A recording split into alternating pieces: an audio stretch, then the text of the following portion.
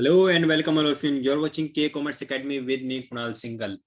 शाम के 9 बज चुके हैं और मैं आपके लिए लेके आया हूं क्लास 12 अकाउंटेंसी टर्म 2 एग्जामिनेशन के कंप्लीट सिलेबस सीरीज में comparative and common size statement से रिलेटेड का चैप्टर। डेली नाइट में 9 बजे मंडे टू सैटरडे डेली हमारी 9 बजे क्लास होती है। तो इसी सीरीज में कल आपको याद होगा जो मैंने क्लास ली थी उसमें टोटल वेटेज किस किस चैप्टर में से कितने मार्क्स के और कितने क्वेश्चंस आएंगे वो मैंने बताया था आपको। इवन एक लेटेस्ट इंफॉर्मेशन मैं आप लोगों को बता दूं सीबीएसई बोर्ड एग्जामिनेशन से related 26 April 2022 is the date declared by Central Board of Secondary Education Delhi for conduction of class 10th and 12th board examinations. Class 12th and 10th के जो board examination हैं 2022 के वो offline mode में होंगे। 26 अप्रैल से start होंगे और उसका जो डेट शीट है जल्दी ही रिलीज किया जाएगा बोर्ड की तरफ से। ये ऑथेंटिफाइड इंफॉर्मेशन है, you can check over the CBSE website. तो अब अगर देखा जाए तो आज 10th ऑफ फरवरी है, हमारे पास में टोटल काउंट अगर करें तो मिनिमम 60 डेज हाथ में अभी बच रहे हैं। अगर आपके पास में 5 सब्जेक्ट्स हैं 60 डेज के हिसाब से 12 days for each subjects you are having. You can prepare in the best manner, you can prepare in the best manner करना चाहे तो, राइट। सो चलिए without wasting much time let's begin with our topic today. Today's topic is comparative and common size statement. Board examination में इस particular chapter का weightage है 4 marks का। 4 marks question आपको इस चैप्टर में से मिलेंगे। एक 3 मार्क्स का क्वेश्चन होगा, एक 1 मार्क का क्वेश्चन होगा। Sorry not 4। इस चैप्टर का वेटेज है एग्जामिनेशन में, chapter is having a weightage of 3 marks only. एक ही क्वेश्चन आपको मिलेगा इस चैप्टर में से और वो 3 मार्क्स का होगा, right. So let me make that correction here. 3 marks का वेटेज है इस चैप्टर का। नाउ क्या क्या है इसमें, इसमें टोटल मिला के 4 टॉपिक हो जाते हैं। सबसे पहले हम देखें, टॉपिक है comparative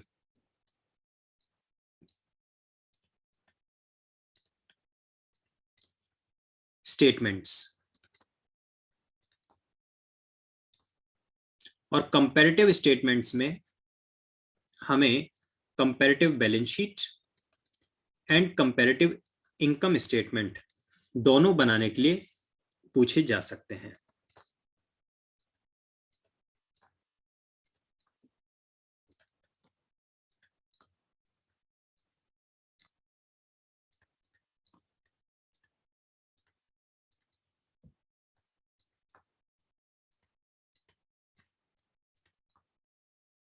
The balance sheet is also known as position statement and income statement हम किसे कहते हैं? The statement of profit और profit and loss, कंपनी का जो statement of profit and loss होता है उसे हम कहते हैं इनकम स्टेटमेंट, राइट। ये दोनों इसमें आ सकते हैं। देन आता है कॉमन साइज स्टेटमेंट।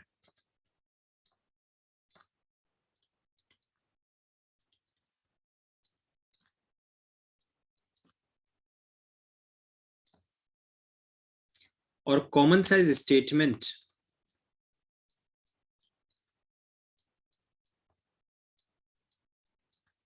के भी 2 पार्ट्स हो सकते हैं। That is it can be common size balance sheet, that is common size position statement,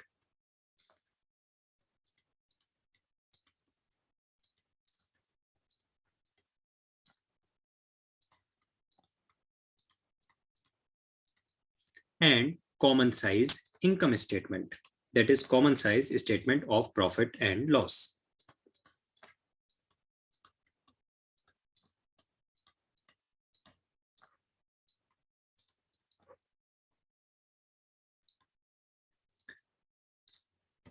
अब बात आती है इसमें कुछ फॉर्मूलाज आपको ध्यान रखने हैं।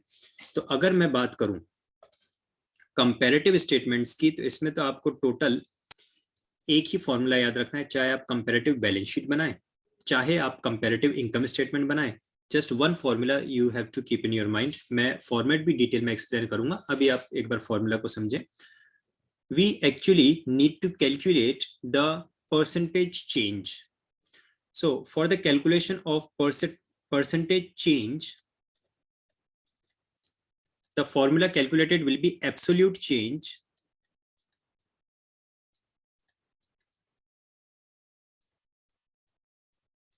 upon the previous year figure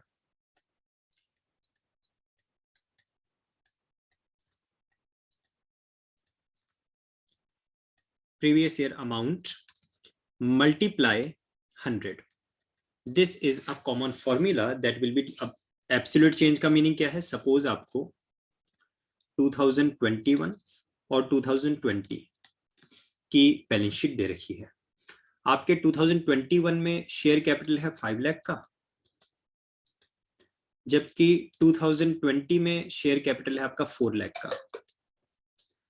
तो सीधा सीधा हमें नजर आ रहा है दैट इज 1 लाख रुपीस का इंक्रीज है। There is absolute change of rupees 1 lakh in the share capital. Share capital 1 lakh rupees से इंक्रीज हो गया है और प्रीवियस ईयर का अमाउंट कितना है? ऑब्वियसली 4 लाख। तो इस पर्टिकुलर क्वेश्चन में अगर हम वैल्यूज इंसर्ट करना चाहें तो एब्सोल्यूट चेंज हो जाएगा आपका 1 लाख, प्रीवियस ईयर का फिगर हो जाएगा 4 लाख मल्टीप्लाई 100, तो परसेंटेज चेंज हमारे पास में आ जाएगा 25%। This is how a comparative statement needs to be prepared. Format में और मैं आपको दोबारा से एक बार डिटेल में एक्सप्लेन करूंगा। बस कंपैरेटिव स्टेटमेंट का मीनिंग है we are comparing the performance of one accounting period with the other accounting period.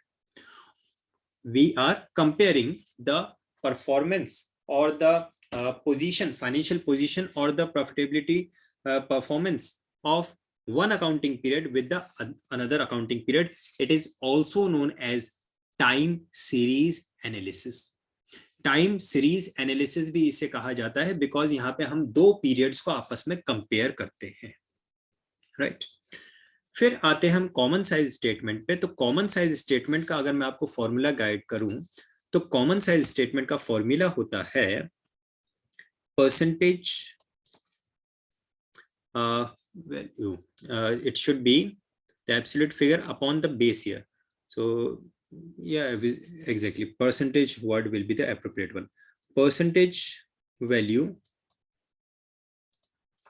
equals to absolute figure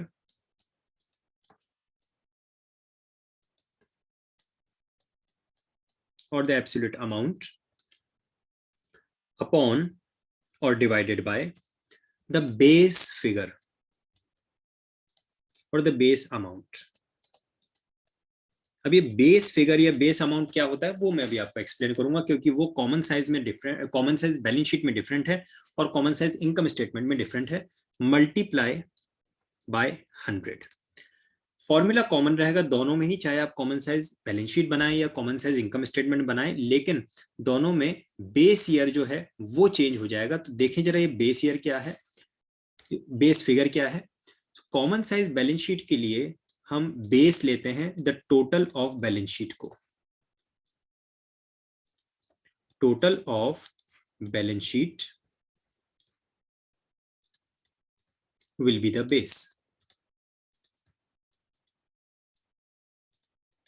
and common size income statement में आप बेस लेंगे रेवेन्यू फ्रॉम ऑपरेशंस को।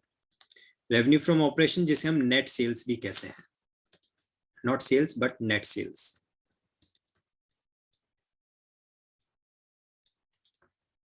Will be the base, right. एक बार देखें कैसे calculate होगा। Suppose हमें 2020 और 2021 के फिगर्स गिवन हैं।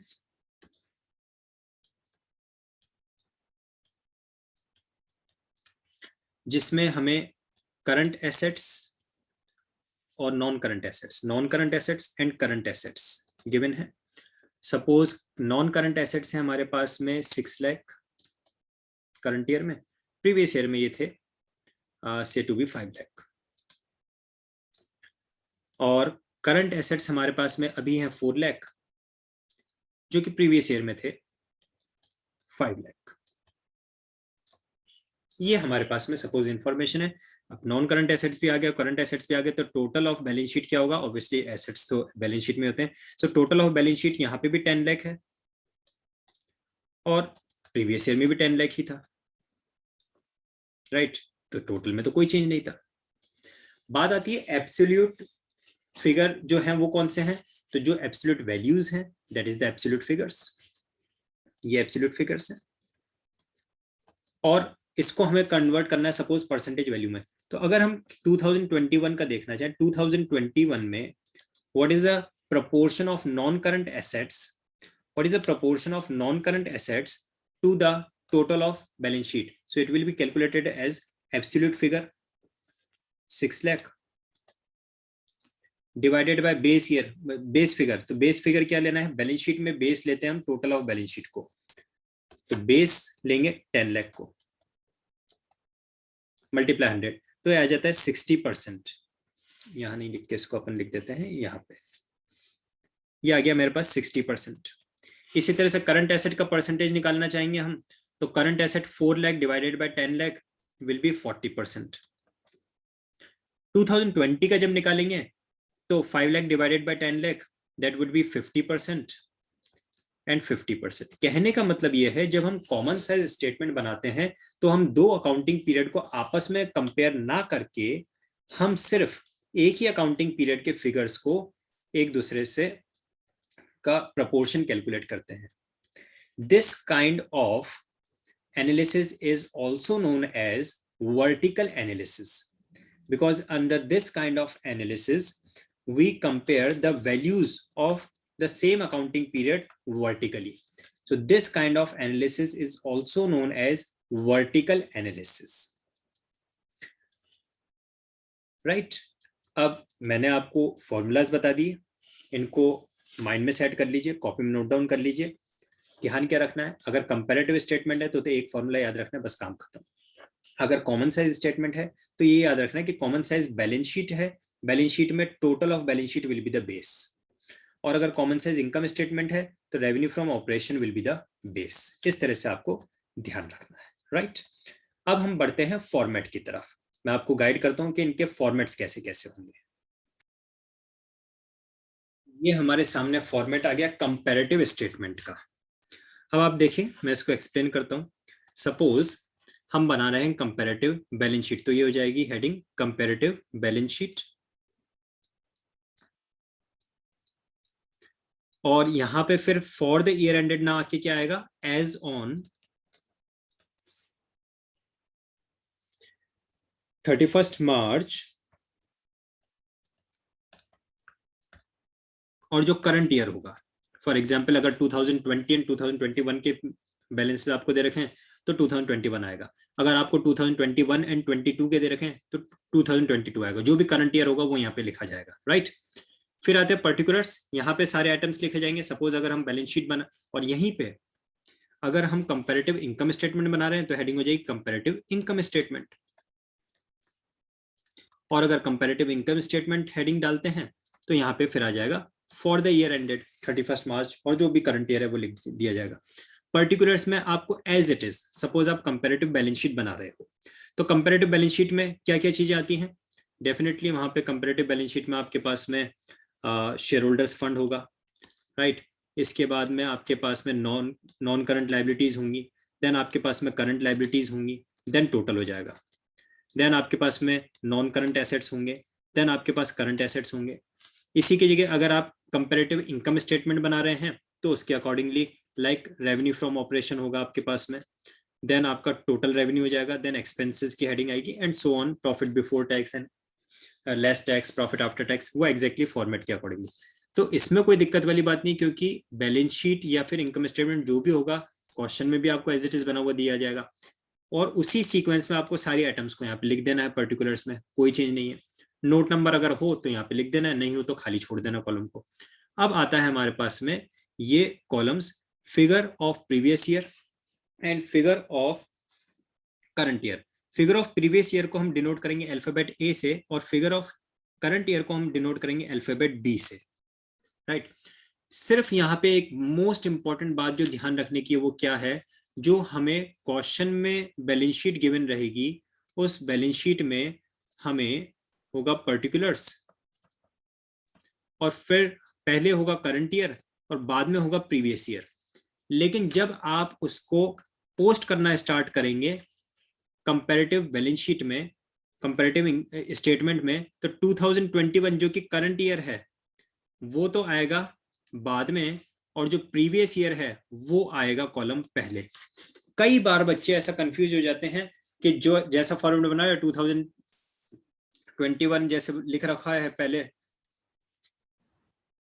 करंट ईयर है बाद में प्रीवियस ईयर है, तो यहाँ पे भी वो फॉर्मेट में गलती कर देते हैं। बट नहीं, ये फॉर्मेट प्रिस्क्राइब्ड है as per the companies act 2013, तो आप इस फॉर्मेट में चेंज नहीं कर सकते।